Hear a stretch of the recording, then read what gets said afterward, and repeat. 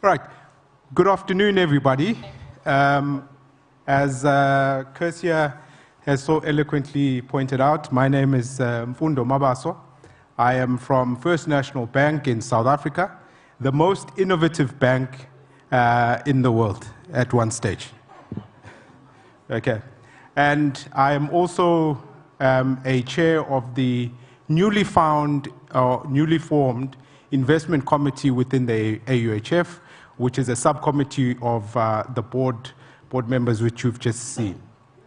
In the committee, I have members who are part of that committee, and that is Robert Hornsby, and I'm very particular about how people pronounce my name, and I'm going to be caught out today. So please do forgive me. I'm gonna botch a couple of names. I do apologize up front.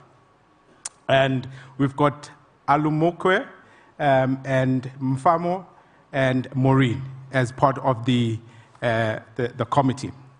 The intent of the committee, as everyone would know, we've got the demand side and we've got the supply side, and the shortage is massive, but the flow of funds to appropriate projects doesn't happen often enough. And so what we've tried to do as a committee, or what the intent of the committee is to create a platform where financiers and project owners can actually meet, so that they can then, we can see finance flowing to good projects to actually deliver the much needed stock in Africa.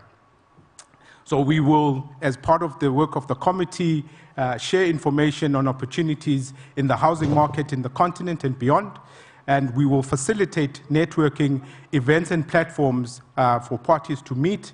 We will share investment news and current affairs around building and understanding the market and how it functions, and provide technical assistance to would-be investees so that they can package and produce good projects that are bankable. So today's mock room, and this is the first event that the committee is putting together, which is to simulate what would happen for an investee presenting to an investment committee, and so we just want to create that simulation. We've got, as Kersia has indicated, we've got 3 panelists, and if they may, please stand as I call out their name. Zachary, who's also coming from Shelter Afrique. You can just say hello to everyone. And then we've got Maureen from the IFC. Maureen, I'm not even going to try and say your surname. I tried. All day I've been practicing. I know I'm going to get it wrong. And then we've got Debra from DFC. Thank you. Cool. Here's a couple of rules around it. Can everyone hear me? You guys look a little bit... Are you all right? Okay, cool. This is exciting, guys. We're about to invest in stuff. Look alive. Come on. All right. So what we're going to do is that each table, and if we could please just get everyone in as much as we possibly can. I was one of the guilty people sitting outside having fat chats and trying to catch up on work as well. If we can get everyone in. So what is going to happen is that we're going to have about 9 presentations, but for the first session, we're going to have 5 presentations. Those 5 presentations are then going to get some feedback from our panelists, and then we're going to complete the rest of the list. The 4 panelists are then going to present, and then we're going to have a feedback session from the panelists. But the winner is going to be decided by you. Okay? You guys in each table are going to decide who was the best project, or who was the best presenter. You're going to have a discussion at the end of it all, and you're going to give us one name. Please just take a notepad, and then Luther, please stand so that everyone can see you. He's going to go around and collect all the names, and then we're going to collate them, and we're going to announce the presenter. Do you want to correct me? I'd also like to add that while you're on break, you place pieces of paper on each table. There's pieces of paper that are placed on each table, and yeah, thank you, Tandwe, you're holding one up there. And it has the list of all the presenters and the names of the initiatives that they'll be presenting. So when you're voting, as a table, you need to vote as a unit. You discuss for 2 minutes, and you decide who you're voting for. Just tick the person that you're voting for, the name of the initiative that you're voting for. Yeah, there's a little box there on the end that you can tick and select who your winner is. Yeah, I think it's pretty straightforward. Yeah. And we'll tally up the votes at the end. Cool. Thank you. You all look like you have voted once or twice in your lives. One tick. Ne? Please, no 2 ticks, no 3 ticks, no spoiled ballots. 1 tick, please. All right? Everyone, cool. All right. We're going to run a very tight shop. Very, very tight shop. Each presenter is going to have 5 minutes. And when my timer, which I've got here, I just want to check very quickly. When my timer goes, that's it. Mid-sentence, not finished, finished, made your point or not, you're done. Okay, cool. But you're going to have 5 minutes, not 1 second, like I did now. Okay. And, okay, got you. And the first presenter is from Zima Homes in Kenya, and it's Adeta Madete. Did I get it right? Almost there. Okay, I do apologize. Please come through.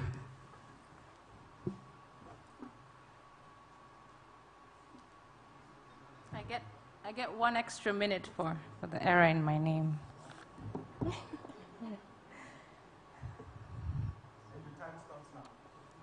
My slides are not up. Oh. Okay. My name is Etta Madete, but I don't have a lot of time.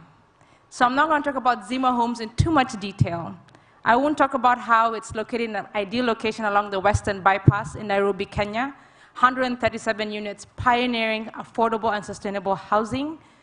I won't talk too much detail about myself, because of the time, of course, that I'm an architect, a sustainable design architect who specializes in affordable housing, a lecturer at the University of Nairobi. I also am an edge expert, and I've co-founded this development, which is pioneering affordable and sustainable housing. But we can catch up with coffee to talk about that more in detail. I won't talk too much in detail about our partners. We have Real, who are part of our construction financing team. We have BuildX Studio that has built over 15 projects in the region that have demonstrated that they care about inclusivity and sustainability in their construction methodology and design, that have the expertise to deliver all these projects, including Mace Wyamar, IROP, Build Her, that is pioneering women in construction. That's part of our partnership team. And also the fact that we're actually under construction, so the project is already ongoing. But we have profiles that we can send that we can talk about that in more detail. I won't talk about the problem in too much detail. I mean, there's a whole yearbook that CAF have published. But we all know that the demand is causing a problem, the deficit is causing a problem, and the delivery is causing a problem because it is not up to the standards of dignity and quality that we need. I won't go into too much detail about Zima, because I presented yesterday, and I've already discussed that we're talking about whole and healthy homes. That's where Zima comes from, Zima. 137 units going from $14,000 to $30,000. Rental between $100 and $250. So it's within the affordability range. It is EDGE certified, women in construction inclusivity, with 200 to 500 beneficiaries. What I want to talk about is what I want you to invest in. I want you to invest $430,000 in 20 of these Zima homes, because if together we can demonstrate that affordable housing can be sustainable, no one else has any excuse. I'll say that again. If we can demonstrate that affordable housing can be sustainable, no one else has any excuse. I'm talking about the quintuple bottom line, not triple, quintuple. Product, people, planet, profit, and a promise that 20 units will become 200, that will become 2,000 with the partners we have in place. I know you're all financiers, so I want to talk about the fine print. Ooh, it's going back and forth, which is that it's 2.8 million development costs, 2.2 construction cost, coming to $700 per square meter in selling price, and 370 dollars per square meters in construction. I'm saying this because I know you all care about the fine print, and I care about that too. But this particular investment, this bulk offtake investment, what we're looking at is the 20 homes not only giving you capital gains and asset appreciation and 10% gross rental yield, so it is good for the pocket. What we are also using this particular development for is your finance is a cross-subsidy in 2 bulk offtake tickets that then enable affordability through purchase and rental to the bottom 40% in the other units. So I'm not just asking you to be an investor in a project so that I can make my margins. No, I'm asking so that we can cross-subsidize through having longer payment plans, through ensuring affordability in terms of the mortgage products that we're offering, the SACCOs and the co-ops that we're working with. Your investment enables affordability to the bottom 40%. But beyond that, beyond the numbers, beyond the figures and the passion that I have for this project, we genuinely care, and we have proven that we do. From 100 to 1,000 to 10,000, it is the quintuple bottom line of people, planet, and profit, product, and the promise of a better future. Technology transfer, open sourcing information and sharing, as I've done already, market transformation, women in construction, having innovation in materials, inclusivity, and sustainability. So invest. So together, we can demonstrate that affordable housing can be sustainable so that no one else, no one, commercial, residential, social housing, no one has any excuse but to do better housing. Thank you.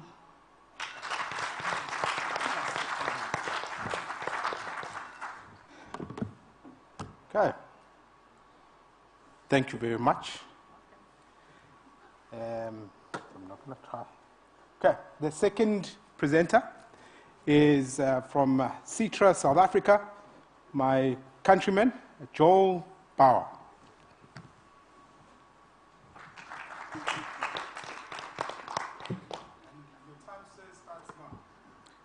Good afternoon. Whoop, wrong direction, sorry.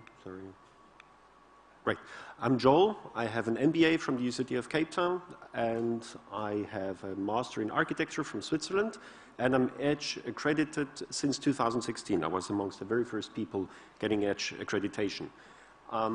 Citra started after the earthquake in Haiti in 2010, where in one day over 1 million people lost their homes, and for 6 years our Citra co-founders were thinking about how one could rapidly and in an environmentally safe and good way rebuild houses after a disaster.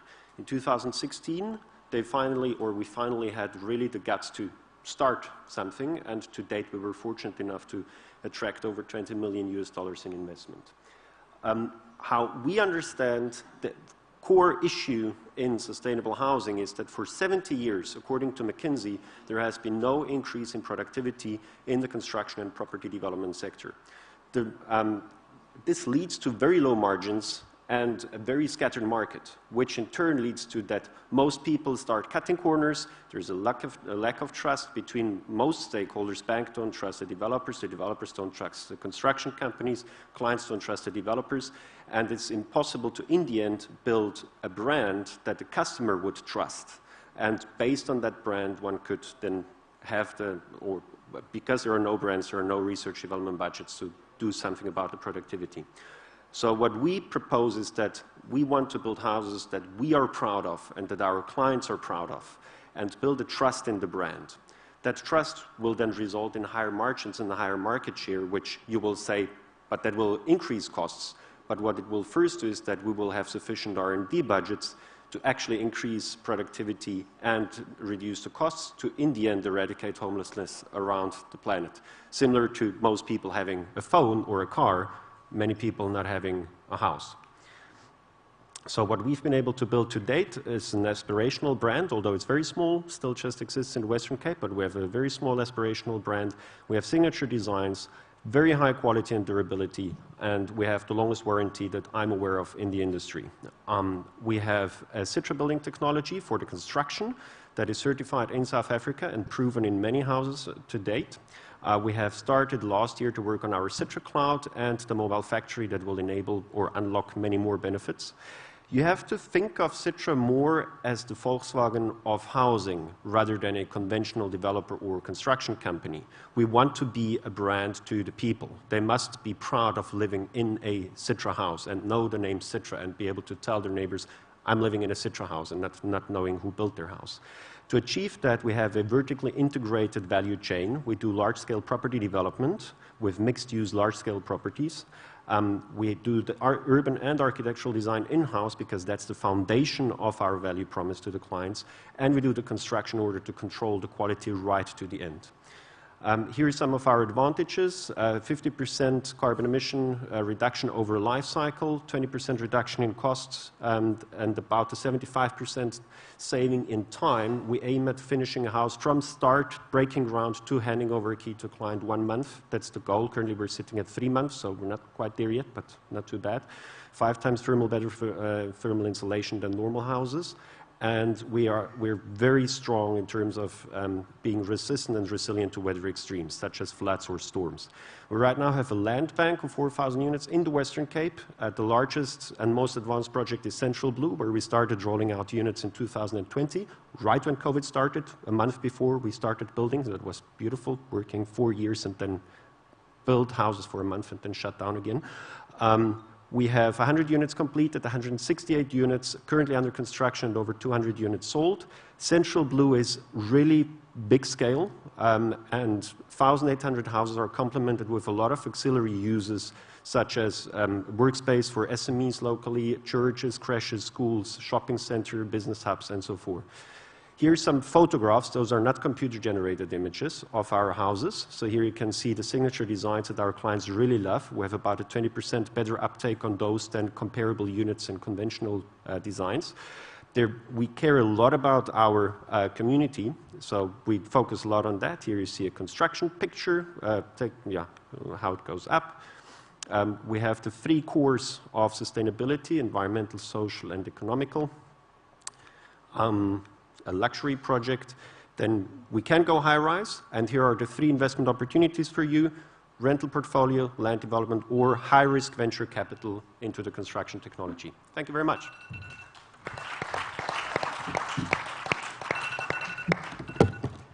Thank you, sir. All right. How are we doing? Which one? Okay. So the next presenter is going to be online.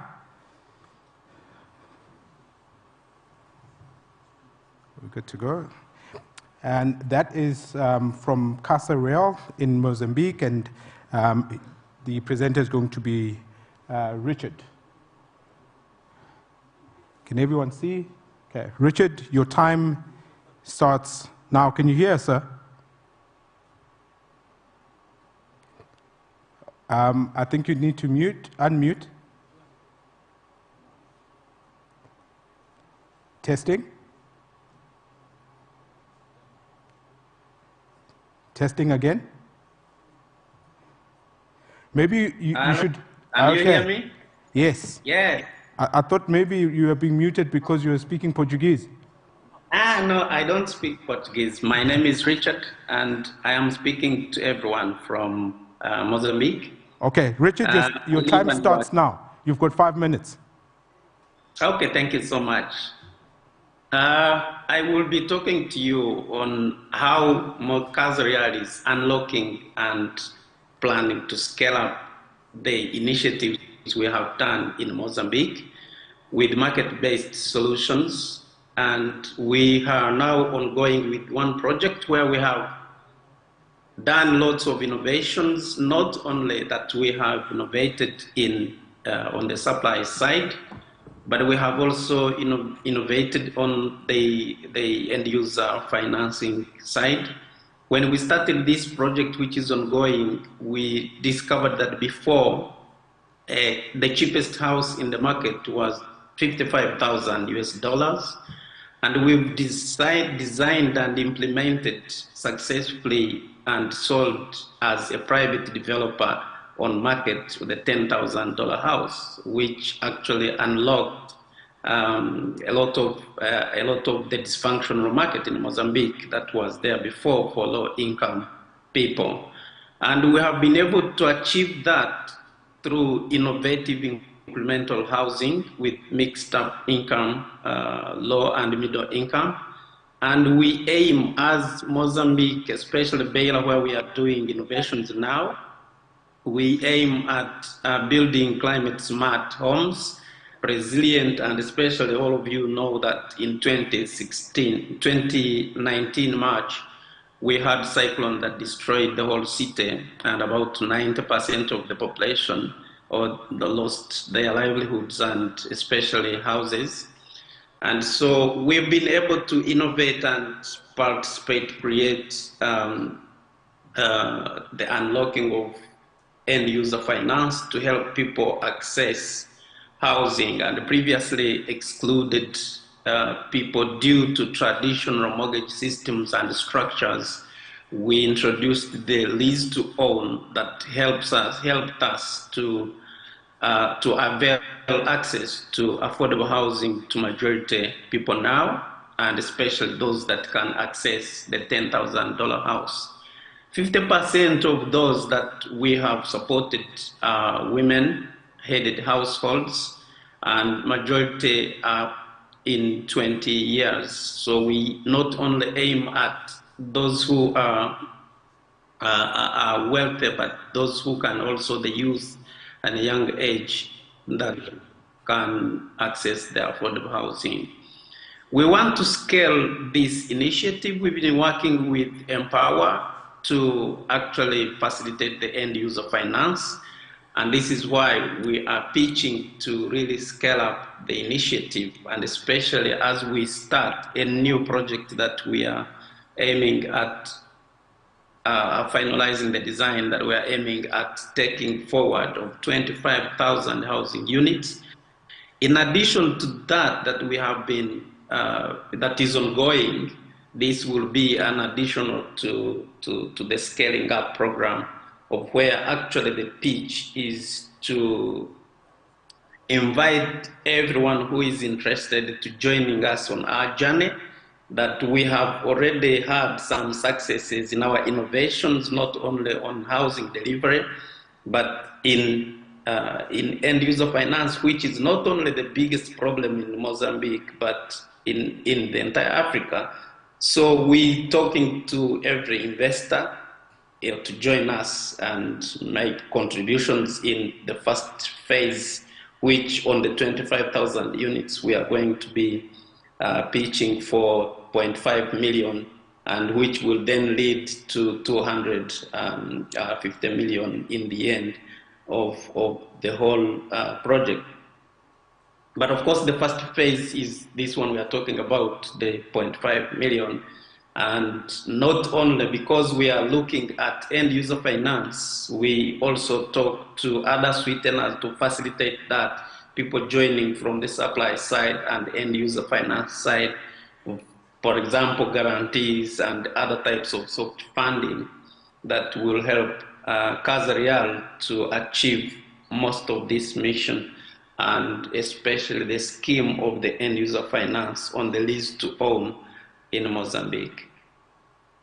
We've had lots of successes, and we feel like we can scale these successful lessons learned together with you, and we believe that we can afford. Thank you very much. Thank you very much, Richard. I was about to ask them to mute you because you seem to have been going for too long. Thank you. We're 3 down, 2 more to go in this session, and the 5th, or the 4th rather, is from Talik Investments, and it's Montserrat Mohammed from Nigeria.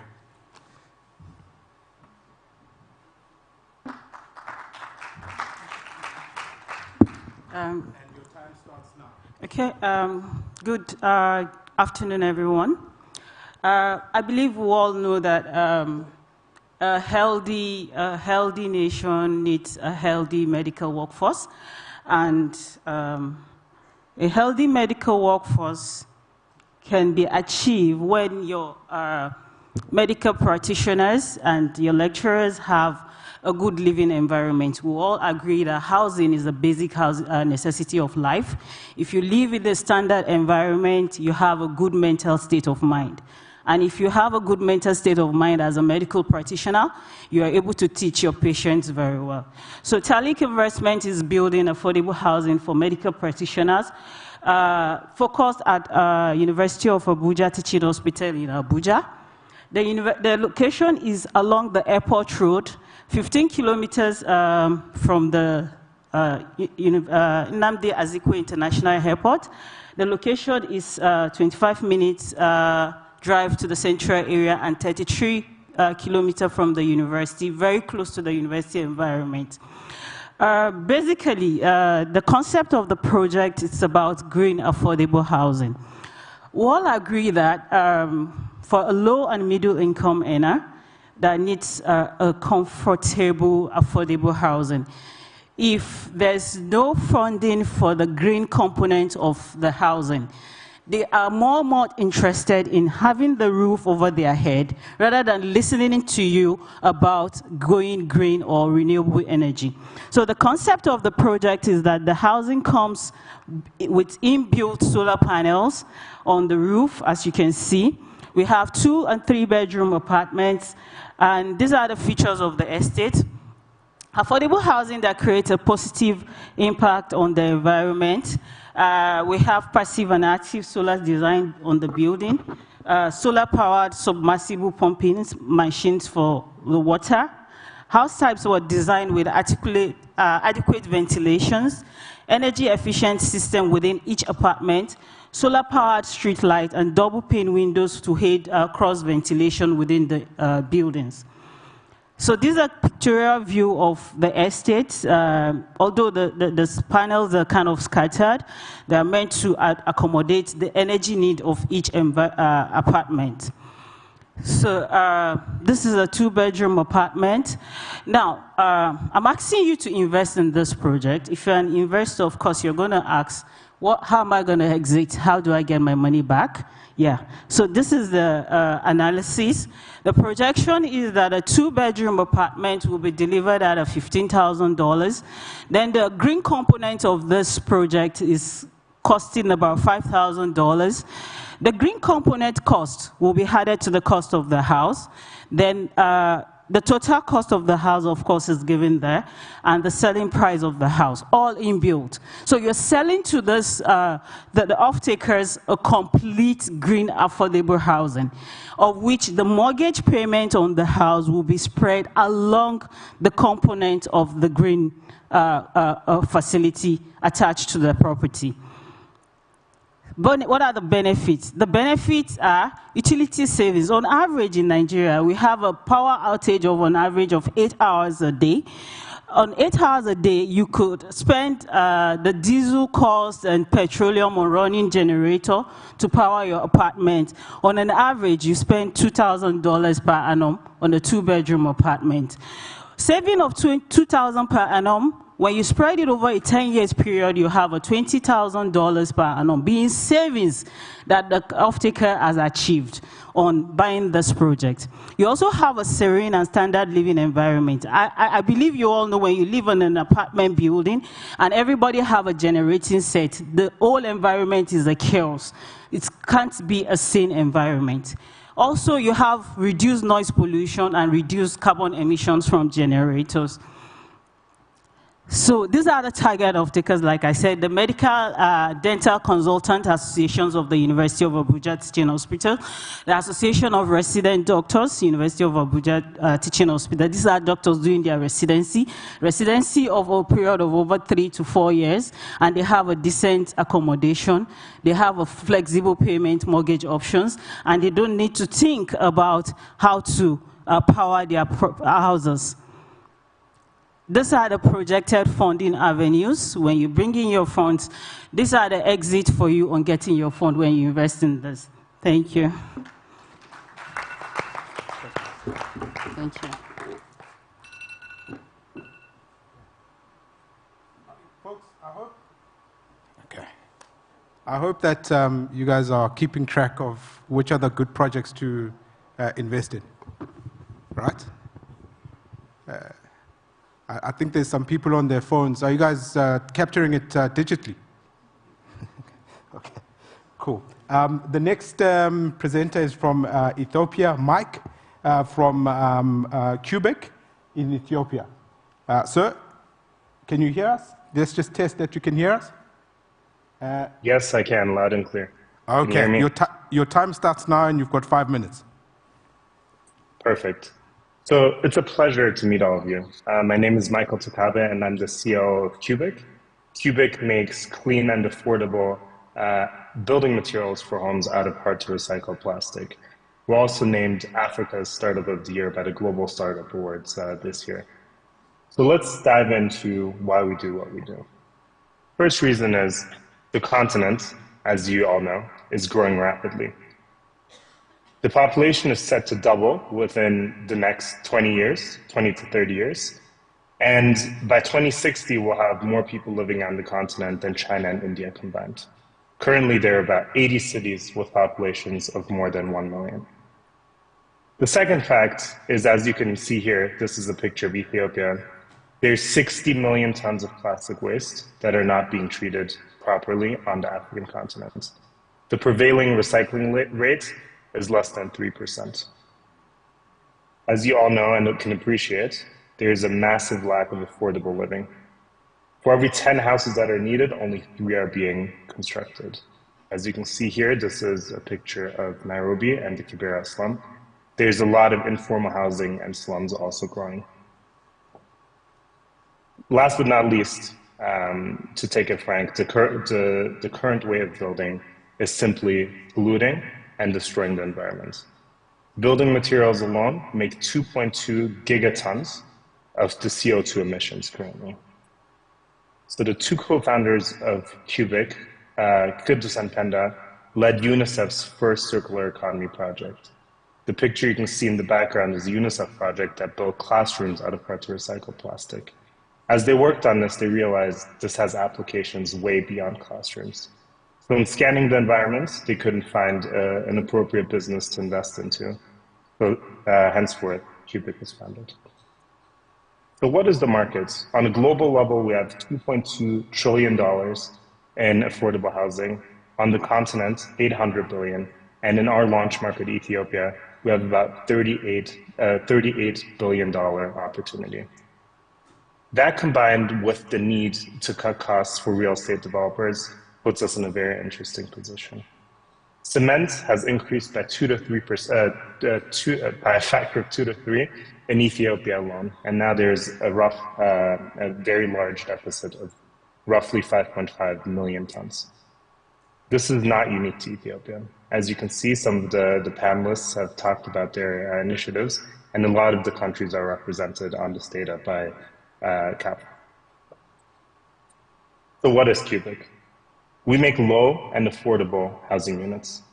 This means that by using that, we are able to achieve 40% cost savings on projects and 40% faster construction times. It also means that we're putting and removing 66 kilos of plastic from the environment per square meter of building that we built, all while being while reducing greenhouse gas emissions by a factor of 5. How do we do this? We stay very focused. We specialize in processing plastic into our building materials while partnering with partners on the supply chain and selling directly to real estate developers. So what have we done to date? We've leased a factory space of 5,500 square meters in the Adama Industrial Park, right outside of Addis Ababa. We have plastic partnerships signed with partners that are formalizing the sector, and we have our first off-taking agreement signed. In our production, we aim to upcycle 45 tons of plastic a day, which equates to 15,000 tons of plastic removed from the environment every year, 5,000 units being built, and about 100,000 tons of greenhouse gases avoided. And this is with our launch factory. We have ambitions beyond Ethiopia as well. And we have North Star metrics that we're actively working towards. As you can see, our team is quite well represented in terms of companies and experience. Just to highlight, Haimanot, who's our head of supply chain, built one of the first startups that was invested into by Pepsi from ground up, building the potato supply chain for a chips manufacturing good. We're also being recognized by a lot of partners. As I mentioned, we're crowned Africa Startup of the Year. We're also named as one of the 100 meaningful businesses. Yes? Your time is up, sir. Okay, thank you so much.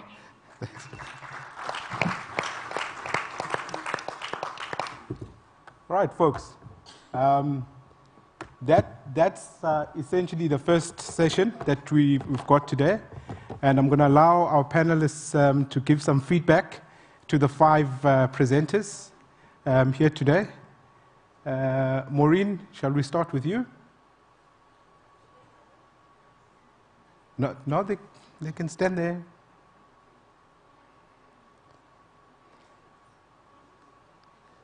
This is the Dragon's Den.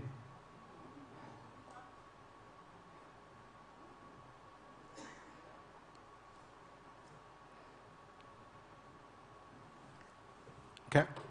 Much.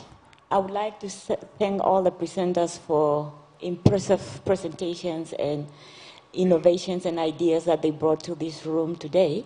So I think what I would like to add to that, what I like about all these presenters and their ideas is they are thinking in the direction to really support the housing sector in the direction where we are all thinking.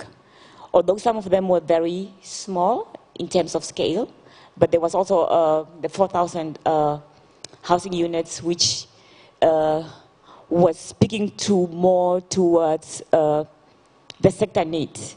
So as an investor, but not investing really in this case, so when we look at projects, scale is key. Yeah, scale is key because we keen to investing in a program as opposed to a standalone project, which I will invest into 200 units and then you will have to take another 5 years before you come back for an investment. So it's very important for you when you're structuring your projects to ensure that you're looking at scale. Or when you're buying land pieces for affordable housing, you have a program in line, you need to have a long-term horizon, which you can convince investors and give them comfort. You are a real developer, you are really interested in this segment, and you're looking at it from a long-term view perspective. So I'm gonna go into each individual pitch and just give high-level feedback. So on Zima Homes, what resonated to me in this project was the location was key. Location is very important in every real estate project. It is in a very affluent neighborhood where you have access to amenities, to schools, to roads, to malls, and all everything that people need to do in that neighborhood. That was a key plus. So the second one was the selling price appeared to be on a higher side in the Kenyan environment. Because what the market is looking at now, right now, they're looking at $500 US per square meter for a selling price for an affordable house on the prices that were identified between 14,000 and 30,000. So lastly, real quick, I was not able to pick up the financial return and skin in the game from the developer's perspective. So that's very important. So what will be your junior equity tranche in this structure? Moving on very quick, Citra development.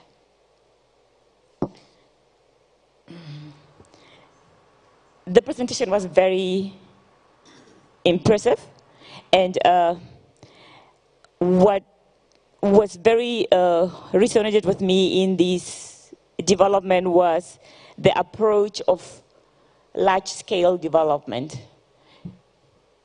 Right. Okay.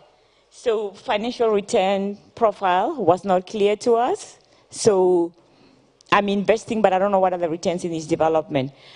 Also, one thing overall to all of the presentations, I don't have time to really speak to all of them, is investors invest in people.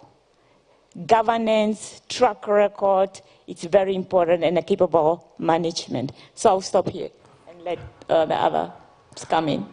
Thanks, Maureen. If we can have Debra.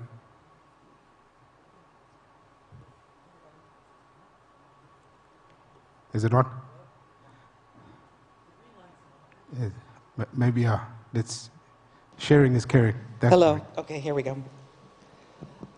For Zima, I thought the track record was good, price range was good, but I would like to have seen more about the capital stack to understand exactly how the blending of for sale and the rental units would work from a equity and debt perspective. The ask was clear up front. For Joel Citra, I thought the brand trust was interesting. However, I wanted more information about the cloud and the mobile factory and what exactly those are. And I would like more information about the other community services and how those are going to be financed and when in relation to the construction of the houses. Casa Real, the 25,000 units was a lot. I would be interested in getting more specificity about the sweeteners, and what exactly those are, and again, what's the ask? For Montserrat Talik, I thought it was the good emphasis on the location and the benefits to the buyers. Location was really important. I had a clear sense of what you were talking about right from the very beginning, and that was helpful. I would like to have seen more on track record and, again, more information on the capital stack and the numbers. And then finally, for Cubic, I think it would have been beneficial to talk about what right up front. What are you doing? I think the lead-in, I was wondering what exactly the presentation was going to be about. And again, I would like to have known what the ask is and whether you have any off-takers signed up, since it appeared to be in proof of concept stage. Thanks, Deb. Zachary? Maybe we can pass the same mic. Maureen, yours seems to be working. Thank you very much, and I think mine is to congratulate the presenters. I think they've done amazing work. There are a couple of things I was looking out for in the presentation, and one way or the other, I noted that all the 5 projects are addressing critical aspects in the supply of housing. The first one was on offtake. I think it was very clear to me from the initial presenters that particularly for Zima, her ask is really to address the offtake for her project by asking us to invest the $430 US for 20 units. Sustainability cut across all the 5 presentations.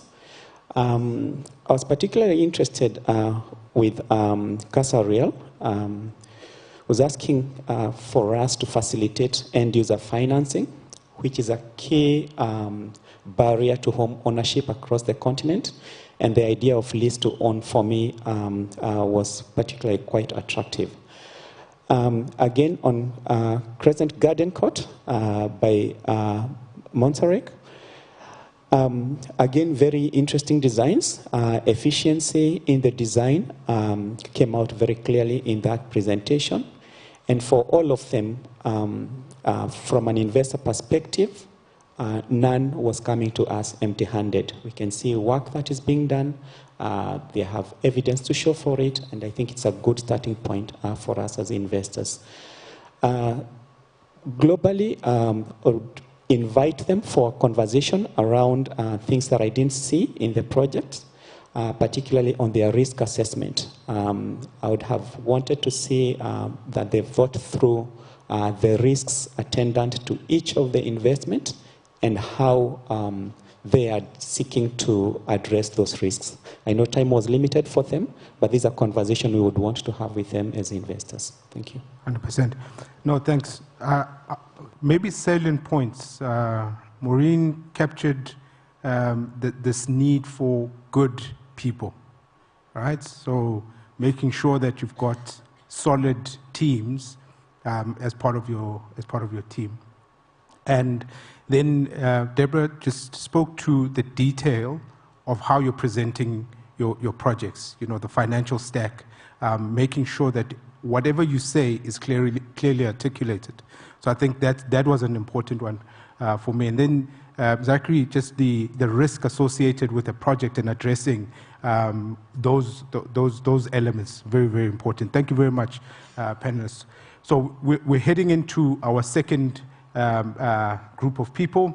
There's 4 more, and the first is going to be GreenLive, and that's going to be Doreen. And Doreen, I just want to check you're dialing in. Can we hear you?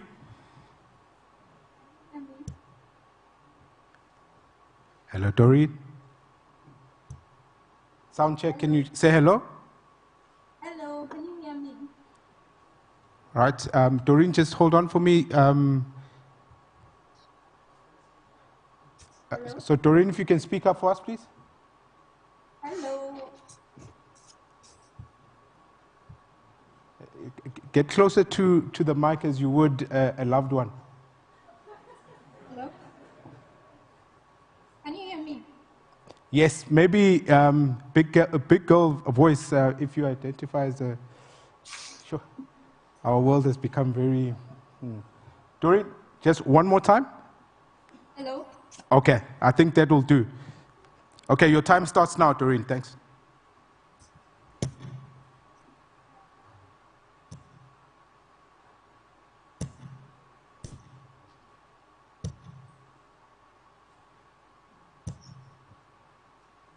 My name is Doreen Arinitwe, co-founder of GreenLive, which is based in Kampala, Uganda.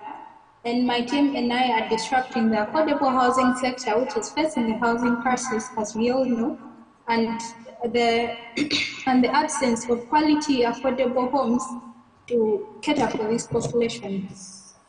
Now, GreenLive is a private sector, social-focused, market-based design and build company that is dedicated to providing sustainable and affordable housing solutions, environmental research and technology, and 3D visualization. We initiated this in January 2020 when we saw the gap in the market, the critical need in the housing sector, thus creating a business that caters for the needs of the people and the environment. Now, a quality, affordable home, 1-bedroom house in Uganda is over $40,000 US, and 4% of the population can actually afford this. So we are providing quality, affordable, and sustainable on a market-based model and on a home loan basis with a lease to buy, which is in partnership with Empower, and providing homes that are in a range of $15,000 to $30,000 US. And with this, the homes are safe with good hygiene. They are strong, soundproof, fireproof, energy efficient, with low running costs. And as in Uganda, we still have like at least 90% of the people still using charcoal. So we are integrating an eco stove to reduce on the cutting down of trees and destruction of the environment, and also solar panels to reduce on the running costs of the house. This project is early stage and is to be replicated throughout the country, starting with major cities, and with CMAX building panels will be able to build at least 1,000 units every year, eventually, as we expand. And with finances available, this project would be able to be initiated at least in February 2023, because the capacity is available, the demand is ready, and we have people ready to start payments right now. And our first location will be in Jinja, which is one of the cities in Uganda. And for the first 2 to 3 years, we'll have a minimum of at least 80 units. And as we expand, we go as increasing the number of units, like 500 to 1,000. Greenleaf is a startup and has already secured financing for offtake. That is in partnership with Empower. We are in discussions with Empower, and as a startup, would like to ask for 1.5 million USD for the next 24 months. We'll be able to put up at least 70 to 80 units. And with this, also explore more with innovations in construction that are sustainable and affordable. And we are also working on a range of housing propositions that, with that, inclusive of high-rise buildings, because with this population in Uganda, which is almost hitting 50 million, we need to be able to think vertical, because the population increases and the land doesn't increase. And aside from investment, if there is any other kind of support like grants, guarantees, or prompts to help explore with new innovations, or helping with acquiring land, because as a socially based enterprise, land is quite expensive in our country. Thank you.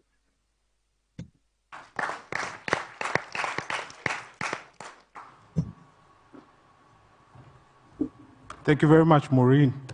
You get a point from me, or Doreen, sorry. Point from me for giving me back, what, 40 minutes, 40 seconds? Thank you. And then the next one is from the Social Housing and Mortgage Finance Fund, and it's Dr. Hand.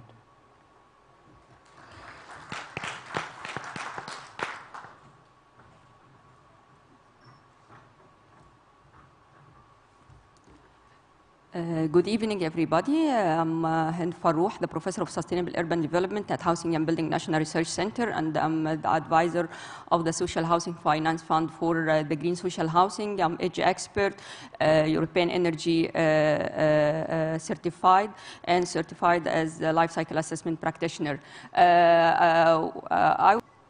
I will start from the green way of thinking, how we think about the methodology of the project. Then we will go to the green building and the green planning and the green design, and what is the sustainability feature in the project, and what is the integration of green technologies such as the solar system and the grey water for the first time in the social housing in Egypt. And then we will go to the green certification through the GPRS and its alignment with EDGE, especially that we have in our team 9 EDGE experts, 8 of them are females. And then we will go to the green living, and we will show you some photos from the reality. So starting again from the green thinking,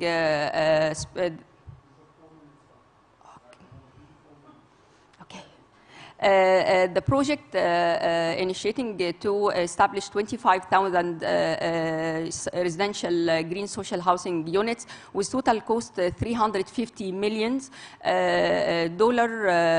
We are talking about 15,000 per each unit, which with about 150 to 160 $ per each meter square. And the partners for the project are the Social Housing Mortgage Finance Fund and the World Bank. When we are talking about green thinking, it's very important when we tackling the idea of green building is how to decrease the cost, especially that we are targeting the low-income people, and at the same time increasing the quality of life through the green living and the increasing the efficiency of resources through the green buildings. And here this our methodology. When we started from the no-cost strategies for passive design, then till we started to integrate the green technologies, solar energy and grey water and the other features I will explain. And at the same time, here you can see the methodology that we started from our codes and starting from with survey with the people who are living in the social housing, what their point of view, if they want better, what the better life they are looking for. The main success factors for the project that we have access to finance for this low-income people, the sustainability features of the project, which I will present, and the inclusive design for all, for the persons with special needs, for the women, for everyone in the project, and the certification of the project by the GPRS, and we will also tackling EDGE, and the certification for the people who are workers and the technicians and the engineers. And the most important key success factor is the public-private partnership between the Social Housing Finance Fund and the Housing and Building National Research Center and the international, the World Bank, and with the private sector who are implementing the project. Here you can see the green urban planning and design that we are working on, enhancing the wind movement within the building, the cycle lane, the playgrounds, and all the issues which took in consideration. The design itself, it took a long time to have such a design with different areas, 70 meters square and 90 meters squares, with the playground and courtyard for the people.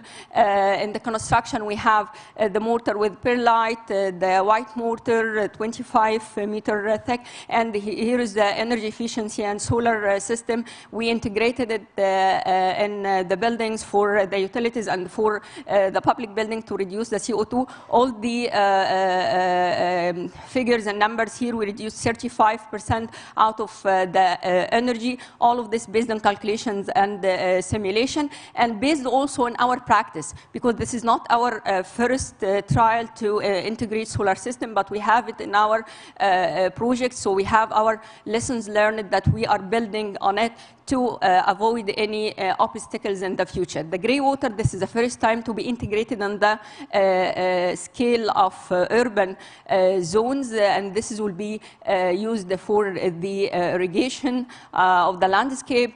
The green pyramid rating system, here we are working on the criteria for energy efficiency, water efficiency, and building material, which is aligned with EDGE, and we have our MOU with them, but also we are tackling the other projects. And here you can see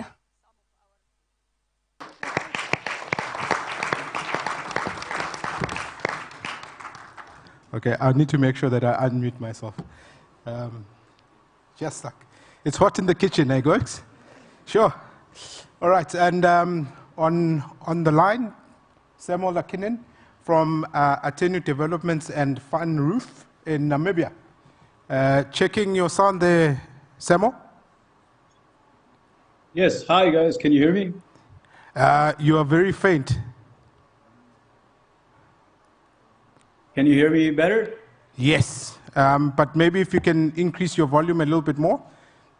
We've got a very big room. 1, 2, 3.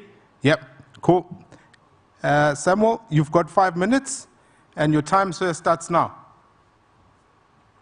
Great. My name is Samuel Lakinen. I'm based in Namibia. I'm the director at Atenu Developments. Our team focuses on the construction of affordable housing and schools around the country. We've been in the market for about 10 years, and we have experience building at different affordability levels pretty much in every region in Namibia. So today I'm going to be presenting on probably the most exciting project in our pipeline. It's a housing development in Keetmanshoop. So Keetmanshoop is located in the Karas region. It's known as the capital of the South. It lies near the Trans-Namib Railway, going all the way to South Africa, making it a very attractive and accessible destination for manufacturing, distribution, and even tourist wagons recently. Out of the 18 dams, the Neckartal Dam in Keetmanshoop, with is the largest one with a capacity of a ton of water, and it's a hub for investment in agriculture recently.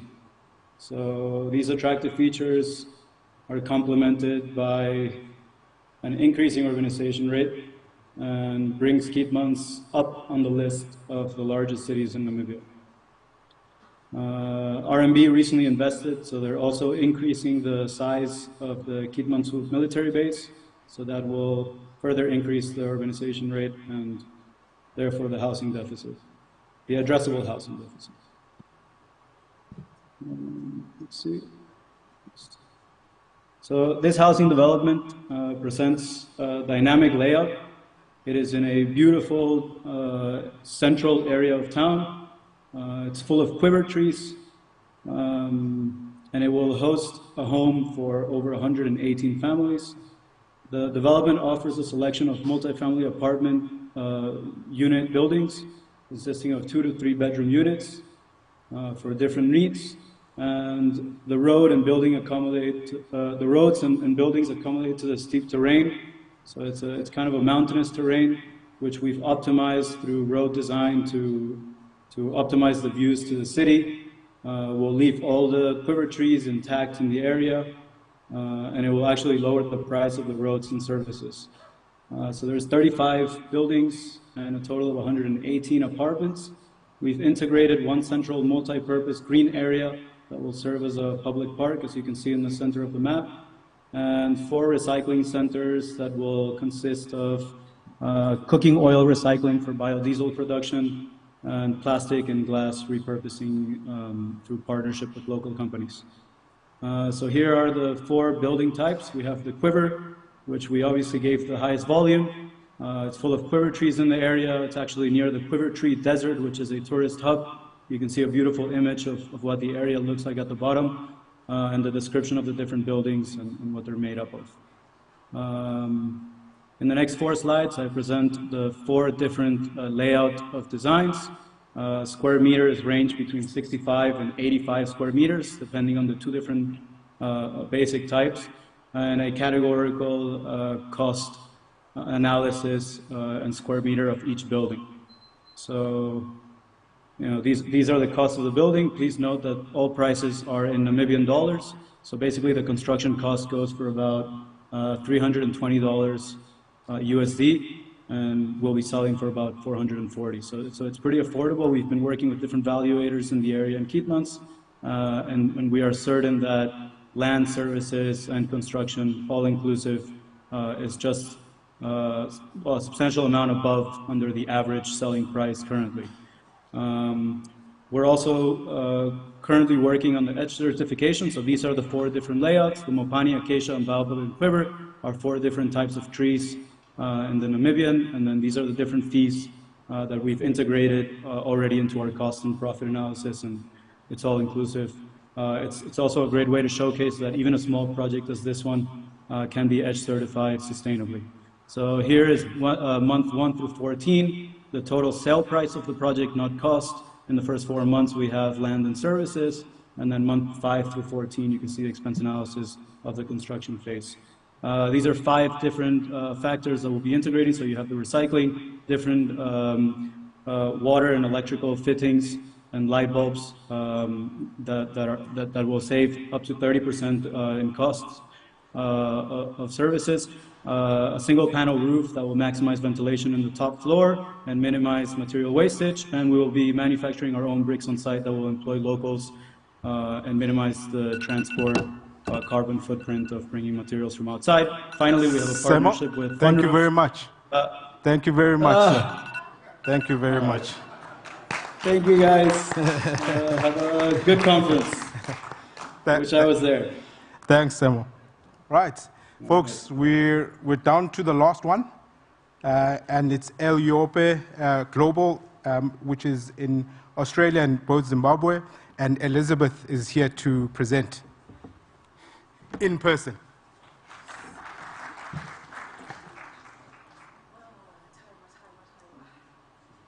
You've got 5 minutes. Oh, I'll try. All right, and your time starts now. All right. Hi, everybody. last one but not least, my company's name is LIOP Global, and I'm the founding director, and I'm here to present LIOP Living, which is building homes that grow with you. It's literally in the name because of the products that we're going to be using. I'm here today because I thought I have to fly and come and be here, because what we're doing with my project is a first of many things. So we're quite innovative in that we're women-led, because we believe what's lacking in our planning and development are women. I believe as women, we are, you know how when people think about men and cooking, chefs, they say statistically we have men as better cooks. I think women are better planners and developers. So I took it on myself and I thought, okay, I'm going to go with this, and this is my baby, and I have a really good team that's supporting me along the way. All right. So why? So our main why is we have a broken home. So during COVID, I had time to, I guess, reflect on what's been happening in my life as well as people that I care about. And I realized that we have a broken home. And that broken home is consisting of the 5 elements. And what do we need to do is we need to replace and we need to make something that's more green, healthy, empowering, belonging. So my vision for what we're doing is creating a home that you can belong, that you can have connection with your family, no matter your status, no matter your ability. So what are we doing? So we are, just like many of people out there, we are using prefabricated homes because it is cost effective. We're using open and closed circuits. And I've been very fortunate with my company that we've partnered with established companies in this industry that are already looking at doing the IP for pre-engineered structure lumber, as well as panels, and all sorts of other things that come. So our ingredient of choice is hemp, because I believe hemp is really the cash crop. I mean, it's been here forever, but it's coming back again. And I think in Africa, we stand a really good chance of using this product to our advantage, especially in the affordability sector. Accessibility, like we have had from yesterday, I'm echoing the same thing. Accessibility leads to interconnectedness, leads to belonging. So how we access our environments, how we access the infrastructure, it matters, because that's where the affordability comes in. How? So we have established that our incubator is going to be Zimbabwe, because I believe as a mother and as a developer, I have to go and fix my home. And my home is in Zimbabwe. So we've put it together as a team where we're going to be looking at the different things. So it's still quite in the early stages, but what we're hoping to do is to go over the whole process, to manufacture, to produce, manufacture, distribute from Zimbabwe. And we are being led by research and development team as well from Australia. And we have 20 years of experience in that area where we're creating the intellectual property that supports this. We are aware of the risk factors that come in Zimbabwe. We've done our due diligence. We've done our SWOT analysis to understand what exactly we're walking into. But I believe that with the support of the government, with the support of the people, because we're a community-led project, this is going to come together and it's going to be a success story. So we have 3 years in the making. So our roadmap is where we're at the moment is looking at the designing and planning of what we intend to do. So we've already established land that we're going to be using for farming hemp. We've already established the research and development team, and we're already now working at 85% for our design models. And we'll hope our involvement, your involvement, as we invite you to take part in this, is for a long-term relationship. And I thank you. All right. Thank you, Liz.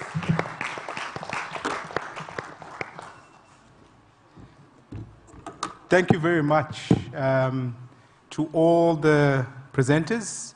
Fantastic work. And, you know, you don't know how fast 5 minutes goes until you have to present in front of everyone. But you don't know how long a minute can be until you have done a plank. Do you guys know what a plank looks like? You know, it's like that's the longest minute of my life. So it's always dependent on what you're doing. Should I? I've got a suit on. I can't. Folks, if the panelists can please join me up on stage for the final feedback. Please, presenters, don't feel bad. My son and I play a game, and the game is, how much do I love you? So I normally tell him I love him as much as I love my job, which is not very much. And he once said to me, and this threw me off, he said, Dad, you know how much I love you? I love you as much as you love saying no. Which means I say no a lot. So don't feel bad me cutting you, I say no a lot, and that's why I was chosen to be the facilitator on this one. So, Debra, maybe we've got 5 minutes. Is it 5? 10 minutes altogether, right? I don't know how to split 10 in 3, but it's about 3 minutes each or so, just the feedback. Maybe cluster it and overall, and then maybe any salient points that you want to cover in the 3 minutes, please. Thank you. Okay, great. So again, starting with Dr. Kafar, I would like to know, I thought, you know, the 10 million ask right up front was good. The environmental features looked very good. I would be interested in knowing more about what the investment vehicle would be and who would be the shareholders. And across the board, this is a comment for everybody, I always want to know who the principal, how much money is the principal putting in? What's your skin in the game? I want to know that right up front. Then with respect to, moving on,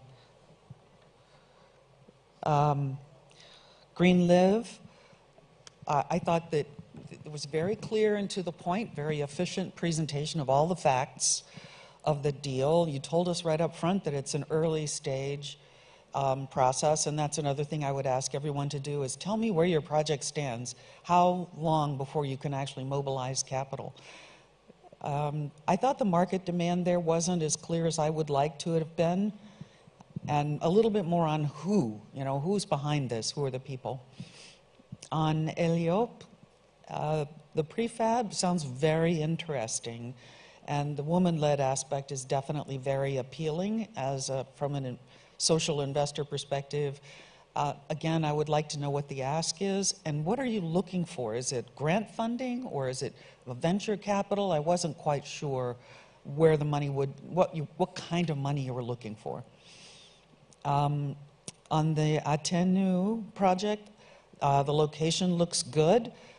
The selling price, $440 per square meter, looked really good. I really liked the funding timeline chart. That's the kind of information I think is very helpful. And the only 2 points I would have there are also, you know, what was the ask and what's the status of the project today. Thanks, Deb. Maureen? We're sharing a mic there, Debra.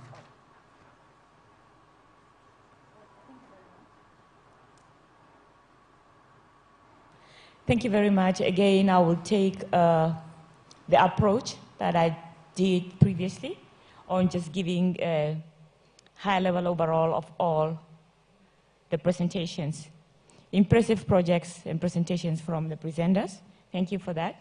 So I think when you make a pitch to an investor and you have limited amount of time to really convey the message, possibly in the future it would be just good in your first slide that you have like a quick rundown, a summary of the project, the target market, the financial returns, like something that is very brief and clear to the investors, that you cannot run into the time at the end that you have not made your case or your asks. So that would be very useful in the future. So I'm going to now circle back to Doreen on the project in Uganda. I could not quite clear get the structure of the project, how you want to be financed, the project cost, the participants. I figured out at the end, you mentioned that you want some of the incentives such as grants, advisory possibly. What exactly are those enhancements going to bring value to your project? And overall in all the projects, I also could not understand the target market. As we all know, on the continent, we have low income levels. The majority of people work in the informal income segment. We need to drill down and understand these affordability and income levels. So it's one thing to develop a project, and at the end, no one can afford to buy that project. So I think a summary of your target market and income levels and what they can afford will be very good in the future. So on the social housing and mortgage fund in Egypt, I think we had the case study yesterday about it. The feedback, I was not quite sure whether investors were required to invest. It appeared as if there was already funding secured in the project. So the ask was not clear to me. And the Namibia project, we also didn't get into the structure, understanding the principles of the project, the total investments required, so the returns, and then the target market. And the last project in Zimbabwe, the storytelling was very good, but we just didn't get to the level of drill down into the investment. I think also investors, what they want to look at how do I get repaid? What is the investment case here? How does the numbers look? What is the stress testing? I think those things are very important. So I will stop here, give you what to say. Thank you, Maureen. Zachary? All right, thank you very much. Again, as I said, with the first group, very impressive presentations, quite innovative ideas coming through the floor. And I'll just give a general overview of all the presentations, including the previous ones. The first one is that the green principles have come out very, very clearly. I was particularly impressed by the Prof's presentation on the Green Social Housing Project. Unfortunately, there was not much enough time for us to pick out what was the ask. The second thing is, again, women-led initiatives. I think from a social investor perspective, this is really, really impressive that these ideas are coming up and they are seeking to support women entrepreneurs. And that's fantastic at this point in time. All the projects, I'll talk about the one in Uganda, Green Leaf, as well as the Prof's presentation. Facing, I noted emphasis on facing for Green Leaf from 70 to 80 units, along the way growing to 500 units. For the Green Social Housing Project, from 1,000 housing units with an end goal of 25,000 houses. And for me, facing is quite critical. As we say, you don't test the depth of the water with both feet. And the design that enables a project to be developed through a phased approach is quite welcome.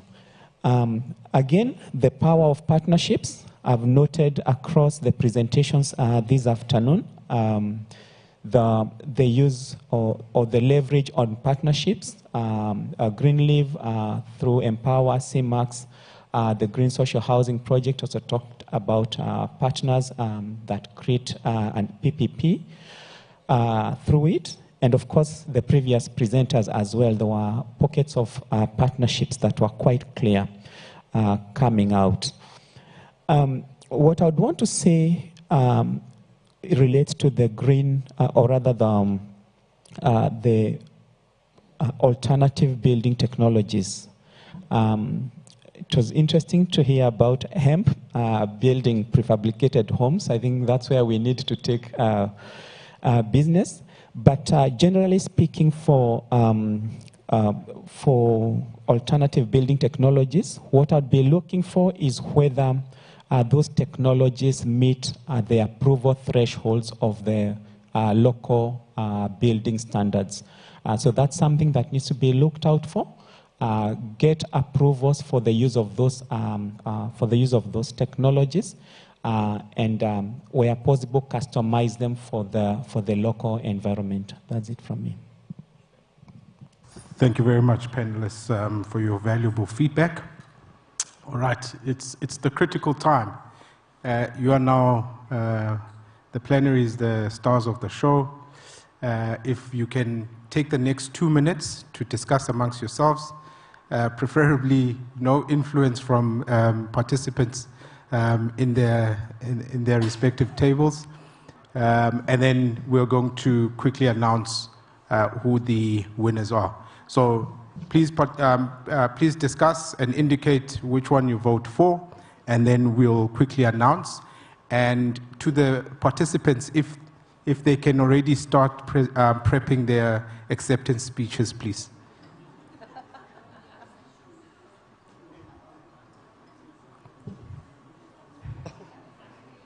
You know, if I was in South Africa, I was going to say, DJ, give us some music.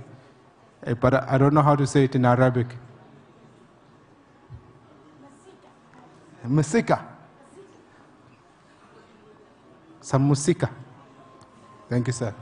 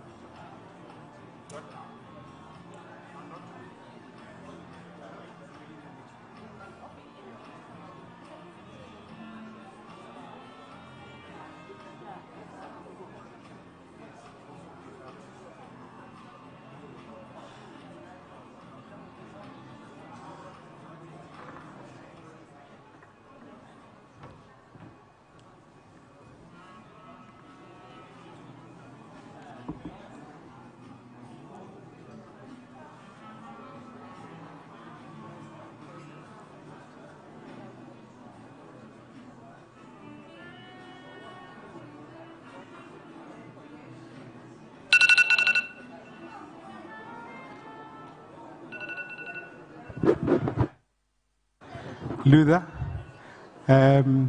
All right, folks, 2 minutes is up.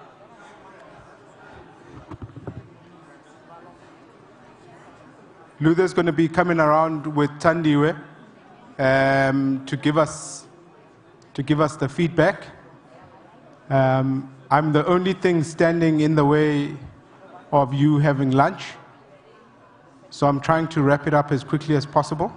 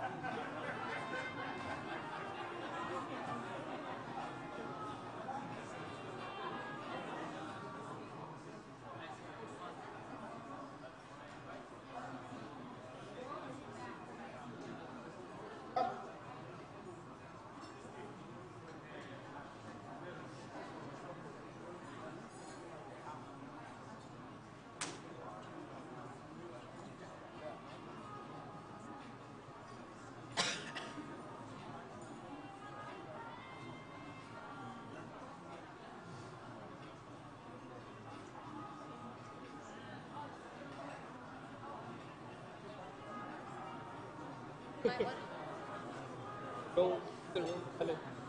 Come on.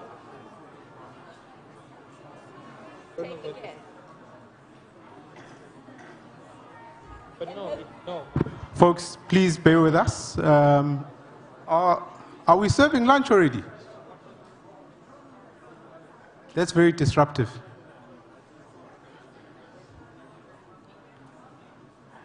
Folks, please give us 2 more minutes. We'll announce the winners just shortly before we all step out to lunch. Please. Thank you.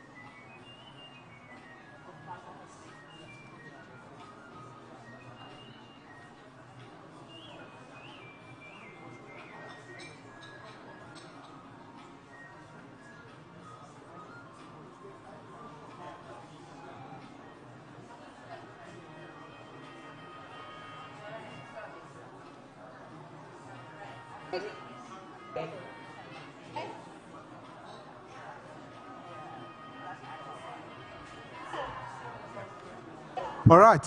Okay, folks, we've got our winner. If I can have your attention, please. After a robust process of adjudication, we have come to the winner, and the winner is the Social Housing and Mortgage Finance Fund. Dr. Hend, if you can come and present your acceptance speech in a minute, please. Dr. Hend. Is she?